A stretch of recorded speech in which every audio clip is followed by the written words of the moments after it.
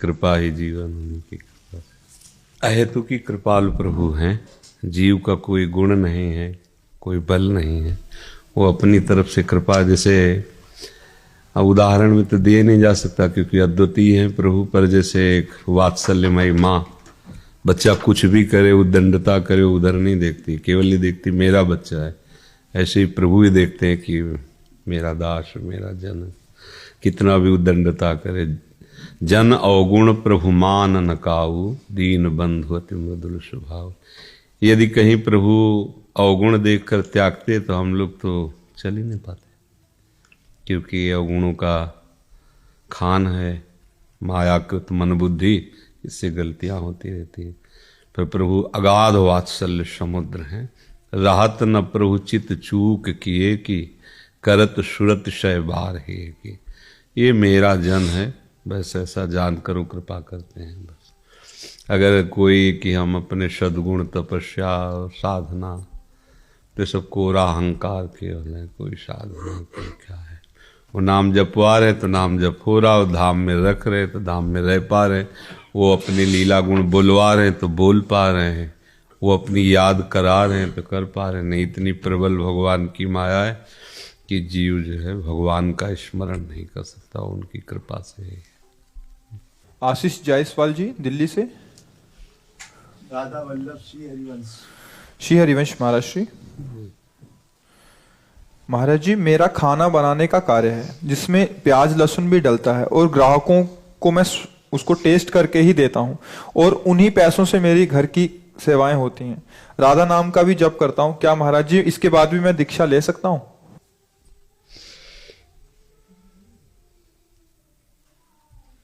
नाम जप कीजिए, सत्संग सुनते रहिए, नाम भी दीक्षा ही है, पर मंत्र दीक्षा में फिर नियम लागू हो जाते हैं, प्रधानता फिर प्रभु की हो जाती है।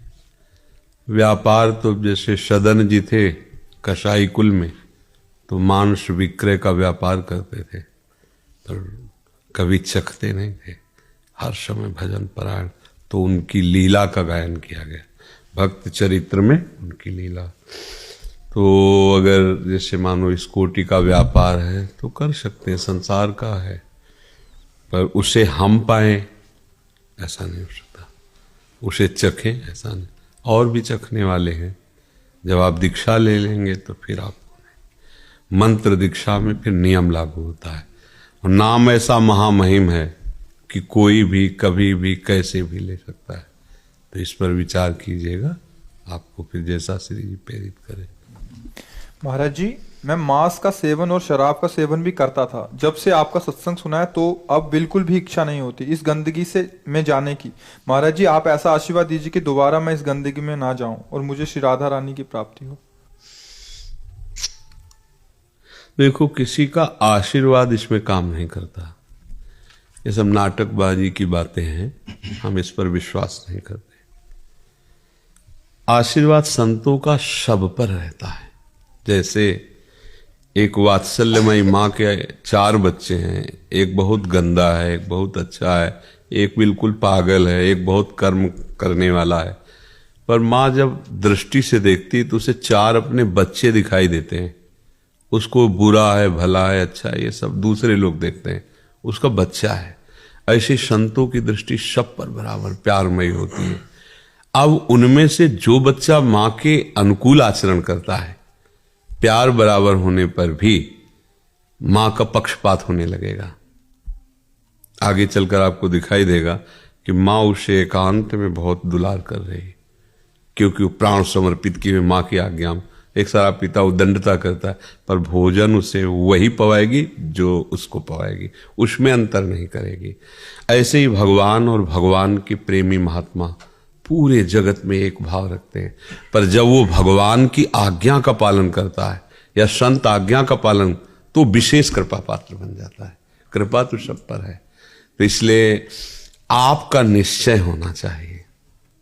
आपका जब दृढ़ निश्चय होगा, सोचो कैसा गंदा स्वभाव बन जाता है, दूसरे का मांस भक्षण कर रहे हैं। मतलब आप थोड़ी देर विचार करके सोचो, अपने कभी ऐसे काट के देखो दांत से कैसा लगता है, और वह बिल्कुल जैसा आपको अपना शरीर प्रिय है, ऐसे ही नाली के कीड़ा को अपना शरीर प्रिय है।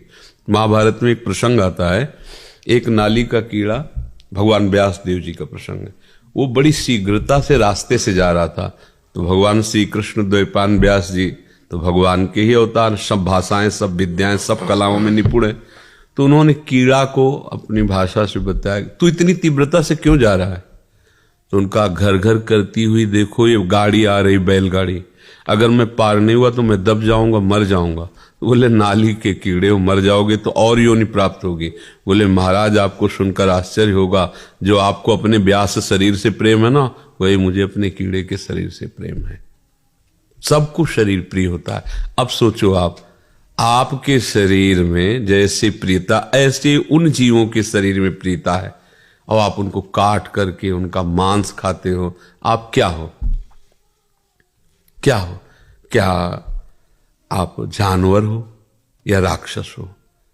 दो को छूट दी गई है, अलग अलग आहार है। मूली में भी जीव है, आलू में भी जीव है, उखाड़ के फेंक दो सूख जाएगा। जीव वैसे ही है जैसे सब में, वैसे ही, पर विधान बनाया गया है, आपके लिए ये आहार, आपके लिए आहार। शेर के लिए मूली गाजर नहीं बनाई गई, वो बलात् जबरदस्ती अपने बल विक्रम से पशुओं को फाड़ करके खाता है, उसको कोई पाप नहीं लगता, उसके लिए विधान है। बाज के लिए विधान है, चिड़ियों को बलात् खाता है। लेकिन आप मनुष्य हैं, आपके लिए सब्जी है, फल है, एक से एक पेय पदार्थ, दूध है, घी है, एक से एक जूस है, रस है। कौन सा बल आप ये अंडा में, मांस में, मछली में, ये सब क्या है? केवल बुद्धि भ्रष्ट हो गई है। और वो कहने में थोड़ा बुरा लगेगा, राक्षसी भाव इसे ही तो कहते हैं। वो जीव बचना चाहता है, आप जिस जीव की हत्या कर, आप देखो उसको, वो फड़फड़ा रहा है, वो बचना चाहता है, आप उसे जलाते हैं, काटते हैं, एक पैर बांध करके और उसको आग में जला रहे हैं। क्या ये जानते हो क्या होगा? घोर दुर्गति नरकों में होगी। अब वहां तो कोई, जैसे कहा जाए देखो ऐसा करोगे पुलिस पकड़ेगी, मार डंडे तुम्हें उल्टा बांध के मारेगी, बकवास है। और जो फंस जाते हैं ना, उनको समझ में आता है। ऐसे नाखून उखाड़ते हैं, कितने कितने कष्ट। अब वहां कोई देखने वाला तो है नहीं ना, भोगना पड़ता है। जैसे यहाँ का जेल की सजा बताई जाए जनरल आदमी, लगेगा यार दबकाने के भय के कारण कह रहे हैं, ऐसा कहाँ होता होगा? वो होता है जो तुम सोच भी नहीं सकते। तो ये तो बहुत साधारण, क्योंकि यहां कुछ ना कुछ तो दिल है, हृदय है उसके, वहां हृदयहीन है वहां के शासक। जो यमपुरी के भगवान यमराज के सेवक हैं, उनके हृदय नहीं है। ऐसी दुर्गति होती है। महाप्रभु प्रेम रस प्रकट करने के लिए आए, जैसी थरिवंश नरक गति दुर्भर, यम द्वारे कटियत नक्शी के। जब भोगना पड़ेगा तो भैया बहुत होश में, मतलब इसे खिलवाड़ न समझना। सबसे प्रार्थना है, हाँ, मांस, मछली, अंडा, शराब, मान लो हमारी प्रार्थना, ये मनुष्य जीवन तुम्हें मुक्त होने के लिए मिला है, उत्तम गति के लिए मिला है, ये गंदे आचरण के लिए नहीं मिला है। शराब में नशा नहीं है, भगवान का नाम जप के देखो, ऐसा नशा है, न रात में नींद आती है, न दिन दिन दिखाई देता है। एक अद्भुत आनंद, एक अद्भुत मादकता, एक अद्भुत उन्माद। शराब में क्या है? पिए हो, पड़े पड़े नालियों में ऐसे वैसे गाली कर देते हो, जिनको अपमान नहीं करना चाहिए उनका अपमान करते हो, पैसा खर्चा करते हो, शरीर नष्ट करते हो, धर्म नष्ट कर। किस तरह का लाभ शराब में हमें कोई बता दे? वैज्ञानिक से पूछ लो, किसी डॉक्टर से पूछ लो, किसी, या तुम अपनी छाती से पूछ लो कि तुम्हें क्या लाभ मिलता है। मूर्खता, विनाश, अपवित्रता, अधर्म, इसके सिवा किसी को मदिरा पीने से कोई भी लाभ मिल जाए तुम्हें बताओ? साधु महात्मा नमक रोटी खा के साधारण जीवन जी के ऐसे परमात्मा को प्राप्त, तो तुम उनके बच्चे नहीं हो क्या? तो ये जो आप कहते हो आशीर्वाद दीजिए कि हम मांस मछली ना खाएं, इसमें आशीर्वाद की जरूरत नहीं, इसमें विचार की जरूरत है। यार क्या खा रहे हो? महाराज जी सब छोड़ दिया मैंने। हाँ, अब आगे गलती भी मत करना। आपका संसद छूटो, सब छोड़ दिया। हाँ कुछ नहीं, अभी तब से मैंने अभी तक नहीं छोड़ा। हाँ, अब लो नशानी, अब ना नसइयो, भगवान कृपालु है, राधा राधा जपो। और तो हो सकता है वो ऐसे कृपालु है कि अहम त्वाम सर्वपापेभ्यो मोक्षयिष्यामि मा शुचा, वो दया करे, कृपा करे, हमें माफ करे, हमें आगे बढ़ा दे। नहीं तो बच्चा ऐसी ऐसी दुर्गति पूछो मत। एक वो पहले गीता जी आती थी हिंदी की, महात्म्य में, तो बचपन में उसे पिताजी के पास थी तो पढ़ा था। स्कूल जब जाते थे, तो उसमें पहले एक महात्म होता था, फिर अध्याय होता था, फिर महात्म होता था, फिर अध्याय, हिंदी में एकदम सीधे। उसमें लिखा था कि एक आदमी के संतान नहीं हो रही थी, तो उसने किसी ऐसे तांत्रिक से पूछा, ये बहुत निर्दयी होते जो वास्तविक तंत्र को नहीं जानते, केवल ड्रामा करते हैं, न जाने क्या क्या आदेश कर देते हैं, क्या चढ़ा दो, क्या हत्या कर दो, ऐसा हो जाएगा, उनको पता नहीं, वो खुद मूर्ख हैं। किसी को कष्ट देने से तुम्हें सुख हो सकता है? ऐसा कैसे हो सकता है? कभी नहीं हो सकता। तो उसने कहा अगर नवीन बकरे के बच्चे को बलि दी जाए तो तुम्हारे लड़का हो जाएगा।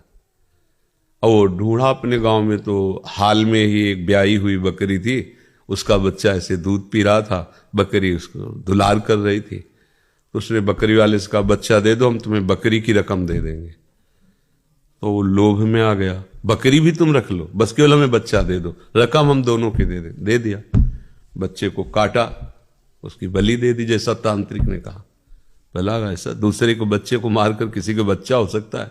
भूल न करना, कभी कोई भूल मत करना। दूसरे को दुख दे के तुम कभी सुखी नहीं हो सकते। तत्काल तुम्हें लगेगा, परिणाम में तुम्हारा ऐसा दुख वो रूप लेके आएगा कि तुम्हारा नाश हो जाएगा पक्का। अब वो जब शरीर छूटा तो बकरा बना, और वो बकरा आदमी बना, और वो छुरी टेर रहा था उसके काटने के लिए, उस महात्मा में लिखा था। तो बकरा ऐसे देख करके हंसा। हंसे क्यों तुम? तो उसकी आवाज मनुष्य जैसी निकली, भैया यही गलती हमने की थी, पुत्र होने के लिए तुम बकरा थे, तुम्हें काटा था, और आज तुम हमें काट रहे, तो हंसी आ रही कि कर्म का फल अवश्य भोगने को मिलता है। अवश्य तुम जिसका मांस खा रहे हो वो तुम्हें चीत चीत के खाएगा, आज नहीं तो कल, और नहीं तो ऐसे रोड में फैला तुम्हारा मांस फिरेगा कि कोई खाने वाला भी नहीं होगा। देखते हो ना एक्सीडेंट जब होता है, चिथड़ा उड़ जाता है, सांप के पैरों की तरह रौन। वह इसी को सजाया था ना मांस खा के। या फिर भारी कैंसर, यहां ऑपरेशन, फिर यहां ऑपरेशन, फिर यहां ऑपरेशन, हर तरह का कष्ट जला के राख कर दिए जाओगे। कीमो, ये वो, नरक यही भोगो पहले, फिर तो जाके। ये लोग समझते नहीं। लोग समझते कि हम बहुत बड़े आदमी हैं, शराब पीते हैं, मुर्गा खाते हैं, मांस खाते हैं, ये जीवों की हत्या करते हैं। मतलब कैसी बुद्धि भ्रष्ट होती चली जा रही। एक दूध पीने वाला, घी खाने वाला, फल खाने वाला, सब्जी खाने वाला आदमी, सात्विक आदमी, वो और एक मांस खाने वाला, कैसा हो सकता है? बराबरी कैसे? तो मनुष्य जीवन मिला है अच्छे के लिए। कभी अब तक जो हुआ सो हुआ, एक सबके लिए, किसी एक के लिए नहीं। सावधान हो जाओ। ये जो लोग कहते हैं अंडा खाने से पावर बढ़ता है, 1 महीने ब्रह्मचर्य रह के देखो, नमक रोटी भले खाओ, देखो तुम्हारा पावर कैसा बढ़ता है। क्या बोले अंडा क्या है उसमें? देखो घृणित वस्तु, बुद्धि खराब हो रही। मलमूत्र को खाकर वो बलवान बनना चाहता है।